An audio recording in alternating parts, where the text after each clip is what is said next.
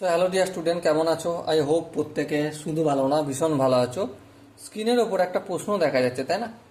প্রশ্নটা আমরা মন দিয়ে পড়বো, বুঝবো, তারপর অঙ্কটা প্র্যাকটিস করবো। ওকে, চলো কি বলেছে দেখো।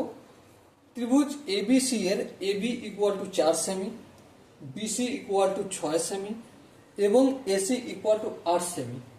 বেশ, বিসি বাহুর মধ্যবিন্দু ডি দিয়ে যথাক্রমে এসি ও এবি বাহুর সমান্তরাল রেখা এবি ও এসি কে যথাক্রমে ই ও এফ বিন্দুতে ছেদ করে ই এফ এর দৈর্ঘ্য কত?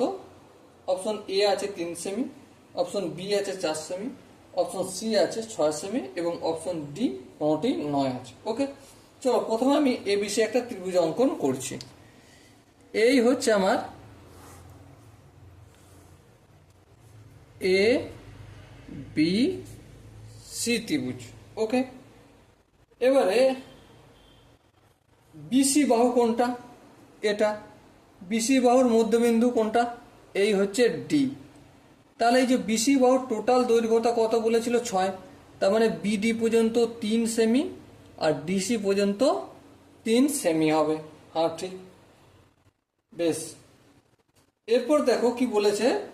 বিসি বাহুর মধ্যবিন্দু ডি দিয়ে এসি, এই এসি ও এবি, এই এবি বাহুর সমান্তরাল রেখা এবি ও এসি কে ই ও এফ বিন্দুতে ছেদ করছে।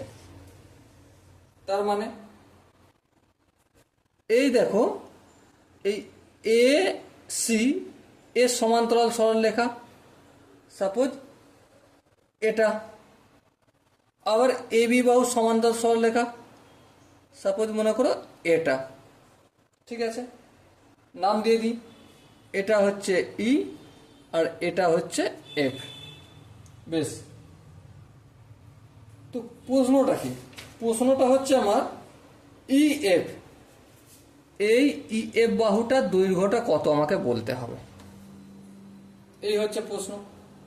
বেশ, খুব সহজে করব আর তুমিও খুব সহজেই বুঝতে পারবে যদি প্রশ্ন আছে, যদি তুমি ভেদক এর আর মধ্যবিন্দু সংক্রান্ত উপপাদ্যের যে পার্ট 1 ভিডিওটা রয়েছে, ইন্ট্রোডাকশন পার্ট রয়েছে না, সেটা যদি দেখে নিতে পারো।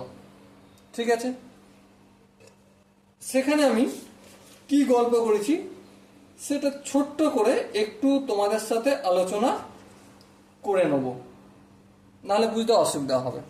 কিরকম? এই গল্পটা থেকে কি কি বুঝতে পারছি? এই যে ডি ই বাহুটা সমান্তরাল কার সঙ্গে? এসি বাহুর সঙ্গে। হ্যাঁ, আবার কি ডি এফ বাহুটা সমান্তরাল কার সঙ্গে? ডি এফ সমান্তর হচ্ছে এ বি এর সাথে। হ্যাঁ, এ বি এর সাথে। এবার এই সমান্তরালগুলো তখনই হয় যখন যখন কি এই যে এফ বা বিন্দুটা এসি এর মধ্যবিন্দু হয়। হ্যাঁ, আবার ই বিন্দুটা এ বি এর মধ্যবিন্দু হয়। আবার ডিটা তো মধ্যবিন্দু হয়েই রয়েছে, এটা বলার কিছু নেই। ঠিক আছে, আর মধ্যবিন্দু হলে একটা কথা বলো, ই এফটা কতটা হবে? ই এফটা হবে হাফ অফ বিসি। হ্যাঁ, ঠিক। এবার হাফ অফ বিসি মানে বিসির দৈর্ঘ্য কত? দেখো বলে দিয়েছে 6, এই 6 লিখলাম। তার মানে কত হলো? 3 সেমি। সো এখানে যে 4টে অপশন আছে তার মধ্যে কোন অপশনটা ঠিক হবে? Obviously option A right option হবে।